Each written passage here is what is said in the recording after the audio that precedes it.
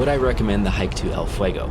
I did the hike in November, which is the dry season, so there was basically no chance of rain. If I was to be going now in the rainy season, it would probably be a different story, and it would depend on what the weather forecast looked like and what it looked like when I actually got to base camp. What you're gonna find is that when you do get to base camp, the view from there is absolutely stunning. And you could just spend the rest of the afternoon, enjoy the sunset, enjoy your dinner, just staring off into the distance and seeing this beautiful volcano with these huge plumes of smoke coming out of the top. And I'm not 100% sure, but I think you would be able to see that volcano erupting at night if you were at base camp. It's just that you'd be a little bit farther away. But if you do go on the night hike closer to El Fuego and you see it erupting at like 9 or 10 at night, it is pretty magical.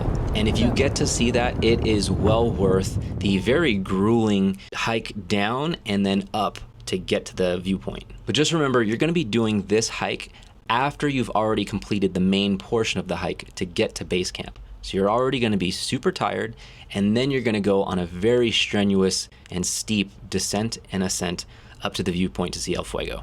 Not to mention, when you get to the top, you're gonna be sitting in the freezing cold for potentially an hour or 2 hours before anything happens. And so if you do that and it's cloudy or it's rainy, that honestly would be pretty miserable, and you'd have to keep your expectations very low and go in with the mindset that you're just going to enjoy the adventure no matter what happens. I think if you can approach it that way, then yes, it's worth it. But if you go into it expecting that you're gonna see an eruption, you might be setting yourself up for disappointment, especially if you're going in the rainy season. So check the forecast, ask your guides, and see what it looks like once you get to the base camp and observe how you feel before you make the final decision. If you know yourself, if you know your limitations, you're gonna be tired and you just wanna like chill at the base camp and not worry about going on another strenuous hike, then the view from the base camp is beautiful. You can relax with some free wine that they give you, sit by the campfire and just like enjoy the night